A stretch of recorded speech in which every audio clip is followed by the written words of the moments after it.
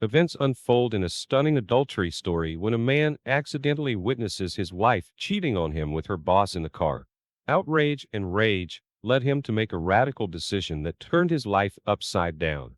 Here's how it all happened. We begin. Good afternoon, everyone. In listening to a few stories on this channel, and don't even know why, but decided to share mine. Probably because I still haven't gotten to the bottom of it. Case 1. In 2009, when my son was 2 years old, my wife had to quit her job because my main job was not making enough profit and I lost my business and extra income back in 2008. She judged me for not being able to provide the standard of living that I had, and she clearly had no desire to go out to work. Overall, as she says, this was the main reason for her depression and the deterioration of her relationship with me. But as it turned out, the change of scenery still had a beneficial effect on her, but not on our relationship. And as it happens with women housewives, especially with a beautiful appearance when they get into a new team and begin to bathe in the rays of their irresistibility and the attention of the opposite sex, I started to look after myself intensively. Beauty salons, tanning salons, a lot of new clothes, and how she works in a bank with people and should look 100%. Then began to sit in the evenings and social networks. After a month of work, they had a corporate party, from which I barely got her out. She did not want to go. Very drunk. I sat in the car for 2 hours and periodically went in to persuade her. Then she got herself an extra SIAM card, explaining that her sister's MTS will be cheaper for them to communicate with each other. Literally a month later, I'm going on a business trip. I sit putting things together. My wife is in the shower. My son is asleep. A text message comes in. Hi, puppy. Let's go out tomorrow night from an unknown number. I usually don't pry into her phone, but at this moment it was somehow at my fingertips. I automatically picked it up and read it. I was just in shock. I dialed the number immediately. The call was dropped, then dialed again, but the phone was already disconnected. I freaked out, ricked the door to the bathroom. With one hand lifted my wife by the neck. With my physical abilities it is not difficult, and poked her in the face text message with the question, "What is this? The husband at the door and the wife out the door." She started even stuttering and couldn't say anything, wouldn't give me any explanation. I left the house and spent the night in a hotel. In the morning she started calling me and telling me that I was stupid, that it was a text message from her sister, that she had just called her puppy, and that I should call back to that number and check it out myself. I dialed that number and indeed her sister answered and confirmed everything. I'll explain later how it was. Case 2. It happened 4 months after the first one. All this time the relationship was also, with intimacy all bad. My attempts to talk to her and find out what's wrong. She just answered that she did not know. Answered that she loves me but does not want anything. And it's not me but rather her. Basically, she kind of doesn't know what she wants herself. At her previous job she was laid off, and in general, the whole branch of the bank was abolished, and she wanted to trade. She worked till late at night.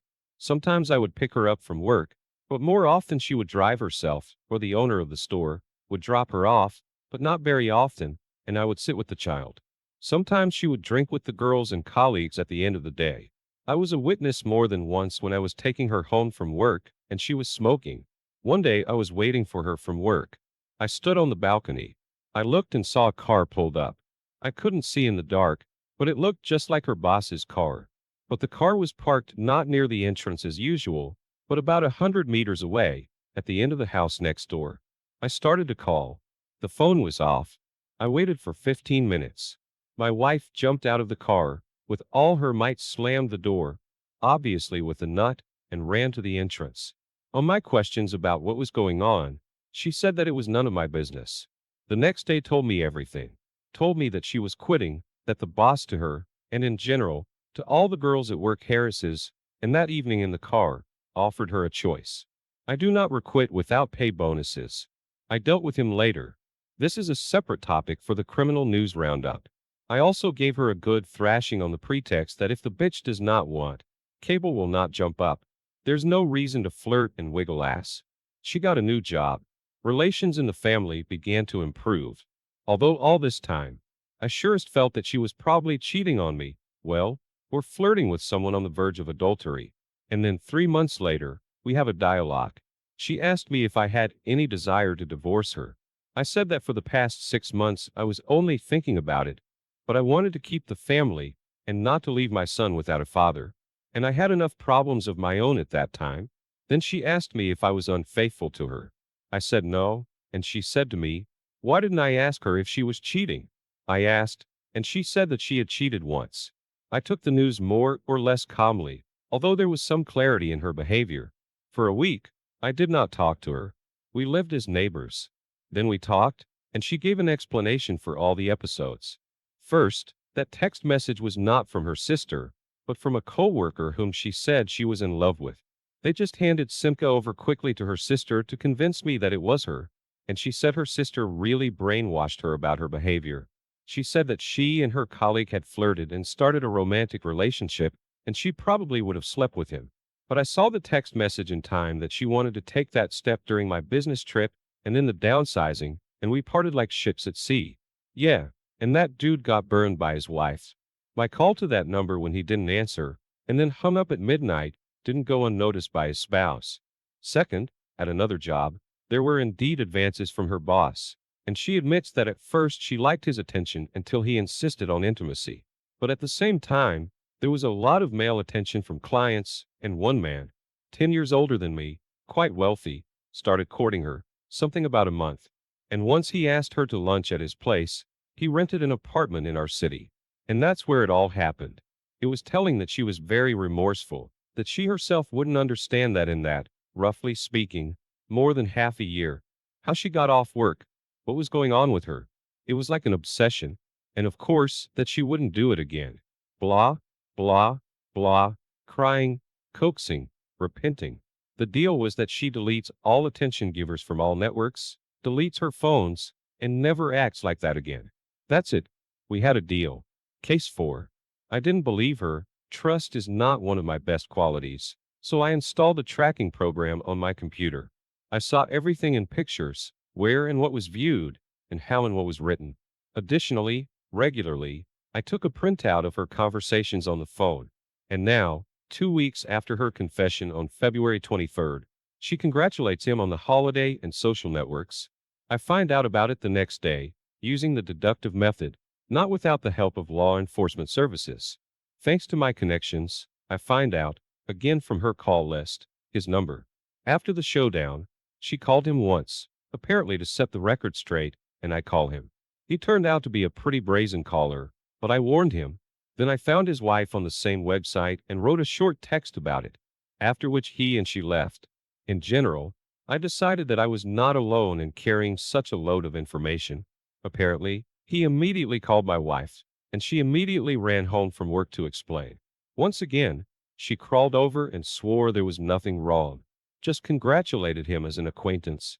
After that, I clearly decided for myself that there was no point in being faithful to such a bitch.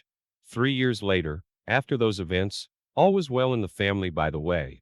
I somehow in a good such alcoholic association was returning from the bath late at night, and a passing acquaintance saw me and offered me a ride. I agreed. Near the house, right in the car, we had oral sex. And why not? Then we talked on the phone for a while, and then she did a stupid thing and wrote me a declaration of love in social networks, and since I was hardly ever there, my wife read it. She was shocked and came to me with a showdown. But I replied, as she once did to me, that I had a temporary obsession, and I don't know how it happened that she kissed me there, and that if she, I mean my wife, was allowed to behave that way, why shouldn't I? To which I got the answer that she did not cheat on me, that about the incident in which she confessed, sex never happened, that petting began, but she could not cross the line, and she became disgusted and ashamed of herself, and she said that she was cheating because treason almost happened, and also because she wanted to hear a confession from me, maybe to ease the awareness of his villainy.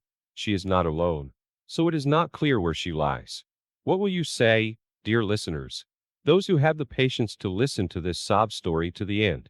Friends, I would like to say not unequivocal, not unequivocal. I would put on our scale of reindeerism today's author, whether 5 or 8, on the one hand well indeed, a man lives a little, something there is a mess with his wife, sweetheart, wife, and like there is nothing to pick on, like and checks everything immediately, wants to find the truth, but he is deceived whether he believes in it. You know, It's not clear whether he's deceived or not at the same time. I understand that he dealt with her boss. Everything was okay. A man's action, I think, well, if the wife was telling the truth, although somehow I think that no, that is, the chief pestering everyone at work, she knows about it, and he periodically drove her home. So, why do you stupid agree to it? Well, here I cannot find an answer to this question. Maybe you can answer, write in the comments. What do you think, and in general, by the way? Let's find some average dramatic, a dear or not. What grade we put him at the end, please throw your options, as well as what you generally think about today's story. How do you like the wife's behavior? And how do you like her husband's behavior in response to her actions? It will be very interesting to read. I also want to thank you as always for listening to the stories. Watch the clips, give your likes, subscribe to the channel. It's super nice and very grateful for my work. And now on to the second story. The perfect marriage lurked the depths of boredom that drove the wife to treachery. Mystery, passion, and dramatic twists of fate surround this story of infidelity that shook their lives to their core. Imagine what happened, for the umpteenth time, but she lost again. In 5 years of life together, she never once managed to get her husband Nicholas out of her mind. What kind of family? Everything is smooth, even, and calm. Anna thought of her husband as a jerk.